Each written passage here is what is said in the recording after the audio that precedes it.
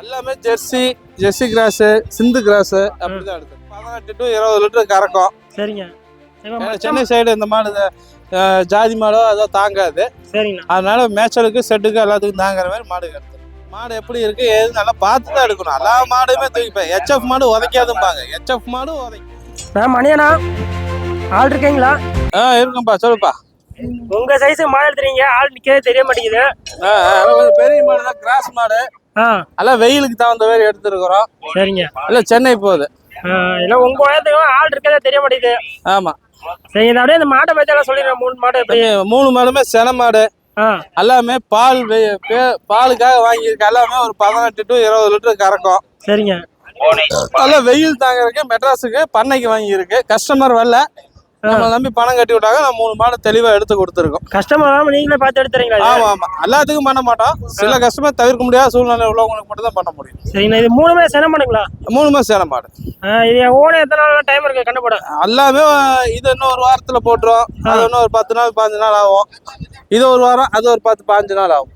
3 என்ன டைப் மாடுனா? எல்லாமே Jersey cross, சிந்து cross அப்படிதான் எடுத்துருக்கு. ஒன்று மொட்டை டைப் ஆயிடுச்சு இருக்கு. மொட்டை ஜெர்சில. கஸ்டமர் எது மாதிரி பார்த்து எடுத்து சொன்னாங்க? எல்லாமே வெயில் தாங்குற மாதிரி வேணும். செவல மாடு அப்படி வேணும்னு காட்டி தான் இப்ப நம்ம இப்படி எடுத்துருக்கோம். நீங்க தான் எல்லாம் ஜெர்சியில் எடுத்து ஊத்துறீங்க? ஆமா ஆமா.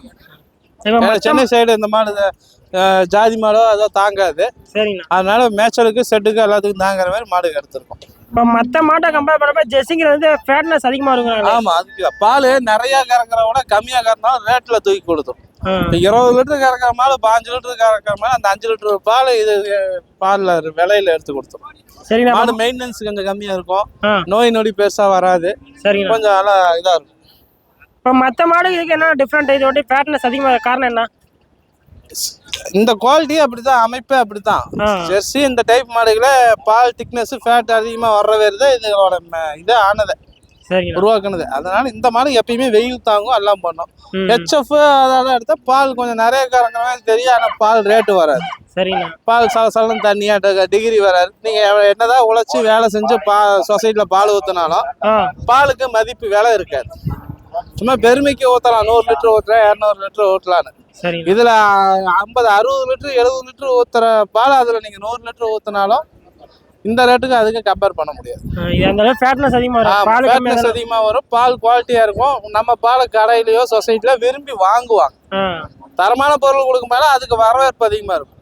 சரிண்ணா. அதை விட்டு நம்ம சும்மா நானும் பால் ஊத்தணும் சும்மா தண்ணியாட கொண்டு போய் ஊத்தினா வரவேற்பு கம்மியா இருக்கும். சரி, இப்போ வந்து ஜெர்சி மாடு வந்து உதைக்கும், முரண்டு பிடிக்கும் எல்லாமே இருக்கும் தம்பி. நம்ம அதுக்கு தகுந்த மாதிரி தான் பார்த்து எடுக்கணும். குணத்துல பார்க்கணும். மாடு எப்படி இருக்கு எது நல்லா பார்த்து தான் எடுக்கணும். எல்லா மாடுமே தூக்கிப்பேன். ஹெச்எஃப் மாடு உதைக்காதும்பாங்க. ஹெச்எஃப் மாடு உதைக்கும். எல்லாமே இருக்கும். மனுஷன் ஒவ்வொருத்தன் ஒவ்வொரு மாதிரி. அதாவது மாடுகளுமே ஒவ்வொரு குணம் ஒவ்வொரு மாதிரி. இப்ப நீங்க எடுத்த மூணுமே சாதுவான குணங்களா? எல்லாம் சாதுவான மாடு. எல்லாம் செக் பண்ணி தான் நம்ம எடுத்திருக்கோம். எல்லாம் பார்த்தா இதெல்லாம் பார்த்தா கொஞ்சம் தெரவா தெரியும். ஆனா வந்து அதுல சாதுவான மாடு. சரிங்க. இப்போ வந்து ஒவ்வொன்று என்ன பால் திறனில் எடுத்துருக்கீங்க? எல்லாமே 20 லிட்டர் கெப்பாசிட்டி. இது தலைச்சல்ல 20க்கு மேல கறந்த மாடு. சரிங்க. நம்ம 20க்குள்ள சொல்ல நம்ம ஒரு 5, 17 அப்படித்தான் சொல்றோம். மேக்சிமம் கஸ்டமருக்கு 5 கறந்தா போதுன்னு சொன்னாரு. நம்ம அதனால அப்படி பார்த்து எடுத்துறோம். சரிண்ணா. இப்போ வந்து இது எல்லாமே எப்போ நான் கஸ்டமர் நீங்களே வண்டி ஏற்றி விட்டுறீங்களா? ஆமா, நம்மளே வண்டி இருக்குது. இப்போ ஏற்றி விட்டுருவோம். கஸ்டமர் லொகேஷன் அனுப்பிச்சு விட்டாங்க. சென்னை கிளம்பிடுவோம்.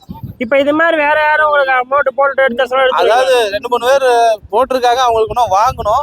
அதுபோக எல்லாத்துக்கும் பண்ண மாட்டோம். முடிஞ்ச அளவுக்கு நேரில் வந்துட்டா தரமான பொருள் நம்ம டேஸ்ட்டு அவங்க டேஸ்ட்டு என்ன எதுன்னு தெரிஞ்சு நம்ம பண்ணலாம். அதனால முடிஞ்ச அளவுக்கு வந்துருங்க. தவிர்க்க முடியாத சூழ்நிலை. ஆளுகளோட ரெஸ்பான்ஸ் எப்படின்னு பார்த்துட்டு தான் நம்ம அவங்களுக்கு இந்த ஆட்டம் பண்ணி கொடுப்போம். முதல்ல பேமெண்ட் போட்டாங்களா? நேற்று 1 லட்ச ரூபா அட்வான்ஸ் போட்டாங்க. ஏன்னா சும்மா மாடு எனக்கு வாங்கி கொடுங்க அப்படி இப்படின்னு சொல்லு. சும்மா 1 லட்ச ரூபா எனக்கு மாடு வாங்கி கொடுங்க அப்படின்னு சொல்லி நம்பிக்கை யார்கிட்டையும் வாங்க முடியாது. அதனால பேமெண்ட் நேற்று 1 லட்ச ரூபா கட்டிட்டாங்க. மீதி பேமெண்ட் போட்டுட்டாங்க. சரிங்க. இப்போ வந்து எல்லாமே வீட்டுக்கு நீங்க எடுத்து போய் மாத்திரமால இங்கே இல்லை, இங்கே வண்டி ஏற்றிடும். இங்கே வண்டி ஏற்றிடும். ஆமா ஆமா. நீங்க கண்ணோட செனமாடு அச்சா கண்ணு வீடியோ போட்டுருந்தீங்க. அது எப்படின்னா சேல் ஆயிடுச்சுங்களா? சேல்ஸ் ஆயிடுச்சுப்பா. அது மாதிரி கைவசம் வேற கண்ணு வேற இப்போதைக்கு எதுவும் கண்ணு இல்லை. அதனால வரும் கண்ணு மாடெல்லாம் இறக்கறதுக்கு தான் எல்லாம் ரெடி பண்ணிக்கிட்டே இருக்கிறோம். ஆள் வேலைக்கு ஒரு ஆள் சொல்லி இருக்கிறோம். சரி, அவன் வந்துட்டாங்களா அப்புறம் எப்படி ஆள் அமையுது என்னன்னு பார்த்துட்டு நம்ம எதுவுமே பண்ணணும். சும்மா எடுத்த வேகத்தில் ஆகக்கால வச்சு நம்ம தடுமாற முடியாது. சரி, அதெல்லாம் பொறுமையா இருந்தா கரெக்டா பண்ணணும்ல. பார்த்துட்டு பண்ணிக்கலாம்னு வச்சிருக்கு. சரி, ஓகே. ஓகே, நன்றிண்ணா. நன்றிப்பா.